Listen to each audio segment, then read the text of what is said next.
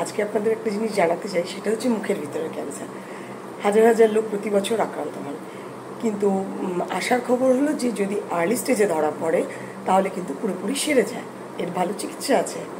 আসুন জেনে নিই কী কী লক্ষণ হতে পারে মুখের ভিতরের ক্যান্সার বা ওরাল ক্যান্সার। এক হচ্ছে ঠোঁট বা মাড়ি বা গালের ভিতরের জায়গা, অথবা গালের ভিতর বা মাড়ির মাঝখানে যে সংযোগস্থল, ওই সব জায়গায় কোনো ঘা যেটা অনেক দিন সারছে না এবং সাধারণত পেইনলেস হয়, ব্যথা থাকে না, এরকম একটা ঘা হতে পারে। অথবা জিভে কোনো রকম ঘা যেখানটা সারছে না অনেক দিন ধরে। ঠোঁটের বাইরের দিকের কোনো ঘা হতে পারে, কোনো হোয়াইট প্যাচ হতে পারে। সাধারণত এরকম জায়গায় সাদা বা লাল প্যাচ হয়, দাগ হয় যেটা অনেক দিন ধরে সারছে না, বা খাবার গিলতে অসুবিধা অথবা গলায়, এই সমস্ত জায়গায় কোনো ফোলা নোট, সেগুলো হলে আপনি সন্দেহ করবেন যে আপনার হতে পারে। যত তাড়াতাড়ি আপনি আপনার লক্ষণগুলো দেখা দিলেই ডাক্তারের পরামর্শ নিতে পারবেন, তত তাড়াতাড়ি চিকিৎসা শুরু হবে এবং আপনার সুস্থ হয়ে যাওয়ার সম্ভাবনা তত বেশি বাড়বে।